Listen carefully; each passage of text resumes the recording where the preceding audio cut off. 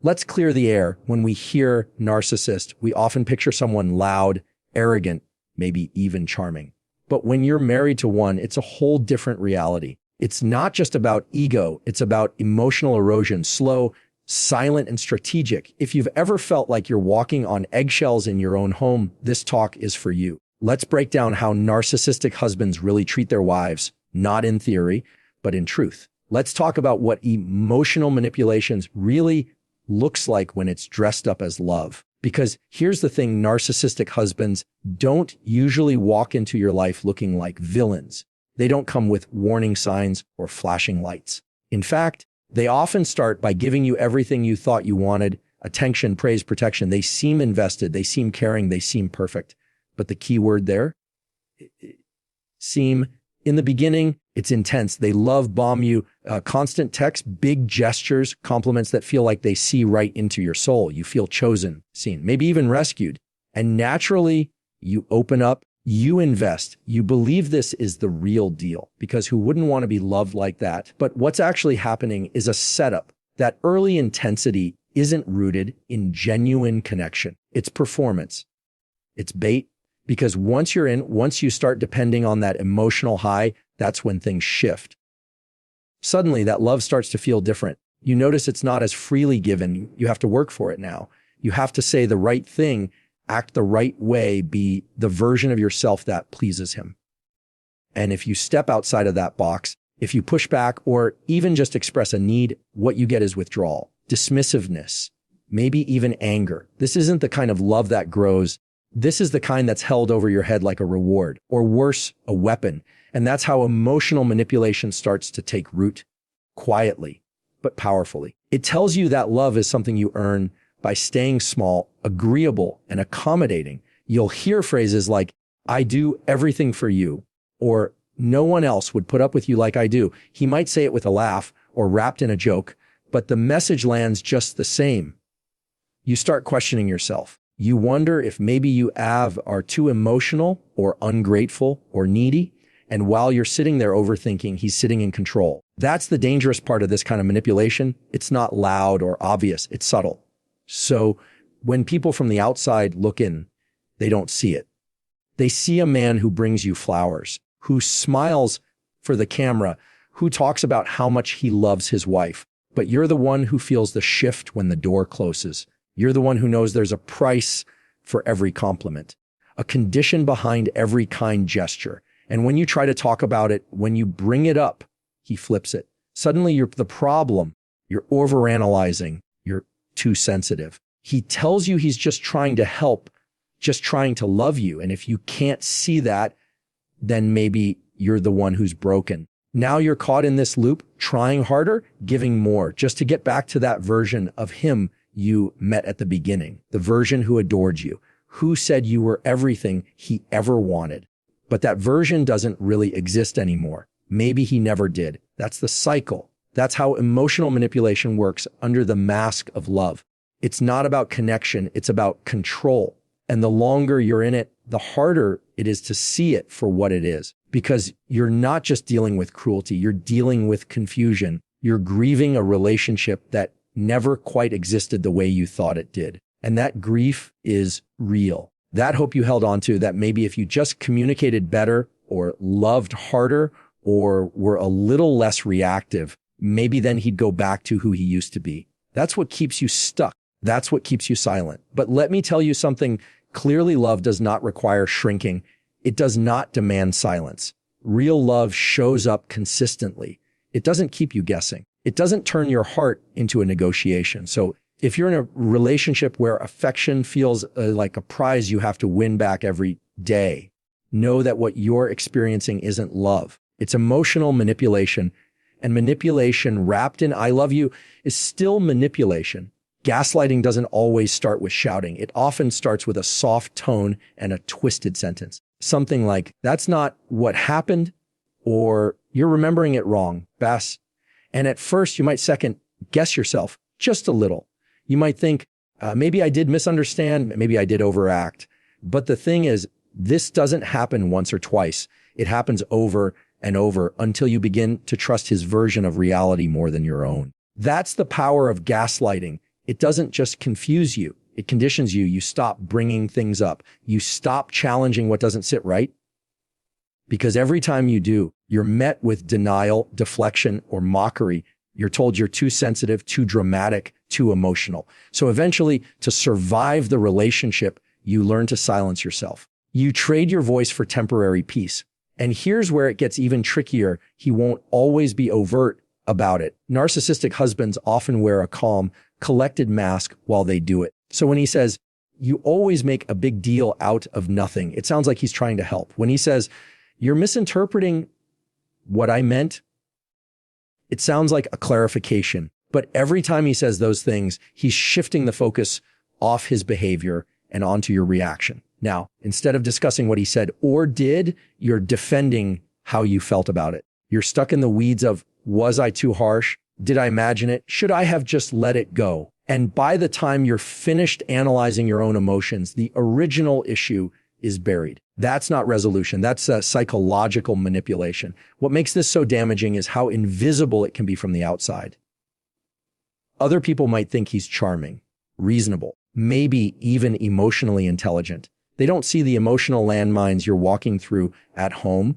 They don't hear the tone he uses behind closed doors or how he says the exact right thing to make you feel crazy, but never anything so obvious that someone else could call him out on it. It's subtle and it's intentional. He'll rewrite history in real time. You'll recall a conversation clearly, words that stuck with you, moments that left you shaken, and he'll flat out deny it.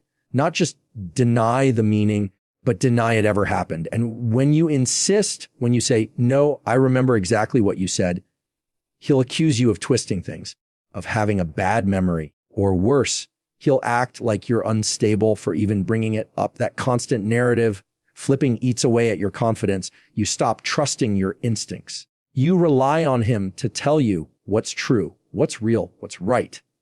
And once that shift happens, you're no longer just emotionally vulnerable, you're dependent. And that's the goal. That's why gaslighting is such a common tool for narcissists, because once you stop trusting yourself, they can shape the story however they want. They get to be the calm one, the rational one, the misunderstood one, and you're just too much. But let's be clear, being emotional isn't a weakness. Reacting to disrespect doesn't make you unstable.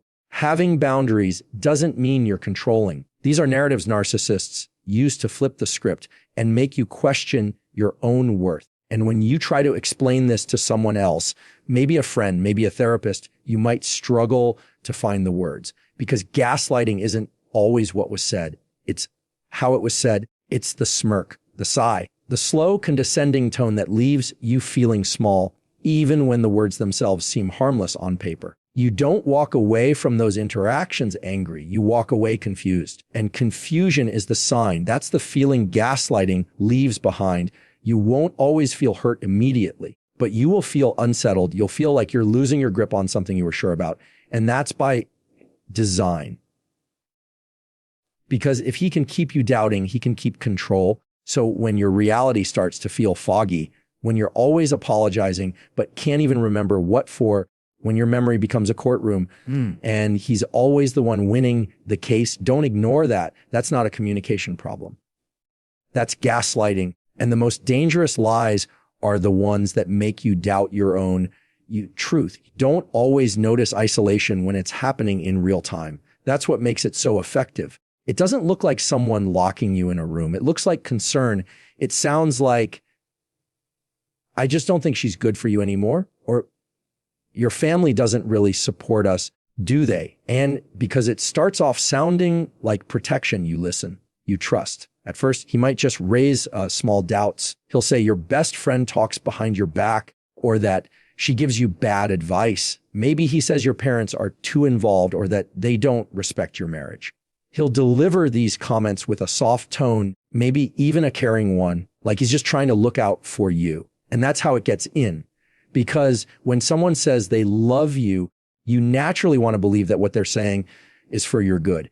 But over time, the pattern becomes clear. The people who've been part of your support system, your sounding board, your safe space, start to seem unsafe, unreliable or unnecessary. And little by little, you start pulling away. You cancel plans. You stop calling. You don't share as much because now when you do, he questions it. He criticizes. He plants seeds of doubt. So you stop reaching out, not because you want to, but because it's just easier not to. Then you look up one day and realize you're alone. Isolation doesn't always feel like prison. Sometimes it feels like peace because there's less conflict, less tension. But that peace is manufactured. It's not real. It's the quiet that comes from suppression, not safety. Now, here's where it gets deeper. The fewer people you talk to, the fewer mirrors you have reflecting back a healthy version of yourself. And narcissistic husbands want that because when the outside voices are gone, their voice becomes the only one you hear, the only one shaping your sense of self, your worth, your reality. And once they have that control, they don't need to raise their voice to dominate. All they have to do is suggest, hint, correct, and you fall in line. Sometimes isolation looks like being criticized for venting to a friend. He'll say you're being disloyal or airing dirty laundry. But what he's really doing is cutting off your outlet because connection is a threat to control. If someone else can help you make sense of what's happening, you might start seeing it clearly. You might realize you're not the problem. And that's dangerous to someone who needs power to survive. You might hear things like, I'm all you need. Why would you go to them when you have me? Sort of less. And on the surface, those sound like love. But when you look at the pattern, how your world has gotten smaller, how your circle has thinned out, it becomes clear that this isn't love. It's strategic. It's control disguised as closeness. What's even more heartbreaking is how this plays out when things go wrong in the relationship. Because by the time you're really hurting, when you're feeling broken, confused, desperate, you have no one left to talk to. And that's by design. Now, you have to go to him for comfort, clarity, validation, the very person who's been destabilizing you all along. It creates a closed system. You're trapped in a loop where the only relief is the same person who causes the harm. And that makes it incredibly hard to leave or even to imagine a life outside of it. Because he's not just your partner anymore. He's become your whole environment. That kind of isolation doesn't happen overnight. It happens through repeated moments where you choose peace over confrontation, where you choose silence over conflict. And it makes sense. You're trying to preserve your relationship, protect your partner, keep things steady. But while you're doing that, your world keeps shrinking. And the cost is your support system, your clarity, your ability to see yourself without someone else's distortion over it. This is why isolation is one of the most dangerous tools a narcissistic husband uses. Because once you're alone, once you've been cut off from the people who love you most, it's easier for him to rewrite your story. And the lonelier you feel, the more likely you are to believe it. Control doesn't always come with chains. It can come with whispers. There's a moment in every toxic relationship where something goes wrong. And instinctively, you brace yourself, not because you did anything wrong, but because you know how it's going to play out. You already know where the blame is going to land. No matter what happened, no matter how clearly the facts line up, somehow, some way, it will all become your fault. And when you're married to a narcissist, that blame shift isn't just a habit, it's a system, a built-in reflex that protects their image at all costs. See, a narcissistic husband cannot tolerate being seen as wrong, not just because he disagrees with criticism, but because it threatens the entire foundation he's built, one where he's always the victim, always misunderstood, always justified. Admitting fault would mean facing himself. It would mean taking responsibility, and that doesn't fit the narrative he's spent years constructing. So when there's conflict, he doesn't address it. He redirects it. If you bring up something he did, something hurtful, unfair, manipulative, watch how quickly it flips. Suddenly the conversation isn't about your pain, it's about your tone, your timing, your attitude. You went to him hoping to be heard, maybe to find resolution, and you end up apologizing just to calm things down. Not because you believe you were wrong, but because it's the only way to stop the emotional spiral. That's how blame works in these relationships. It's not loud every time. Sometimes it's subtle. It's a raised eyebrow, a passive-aggressive sigh, a well-timed silence that makes you question whether you were out of line.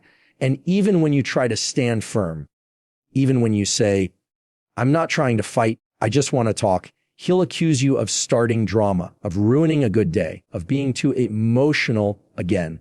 And here's the dangerous part. When you're on the receiving end of this long enough, you start internalizing it. You start to believe that maybe it really is your fault, that maybe you are too difficult, too reactive, too much. You begin walking on eggshells, second, guessing every word before you say it, trying to prevent the next explosion by keeping everything calm. But that calm isn't peace. It's self-erasure, and no relationship should cost you. He might even take it a step further. If you get emotional, especially if you cry or shut down, he'll use it against you, call you unstable, immature, irrational, not because your emotions are actually out of control, but because your feelings disrupt the version of himself he wants to protect. He needs you to be wrong so he can stay right. That's not partnership. That's control. And when something truly serious happens, something that would require accountability, you'll notice how quickly he becomes the victim.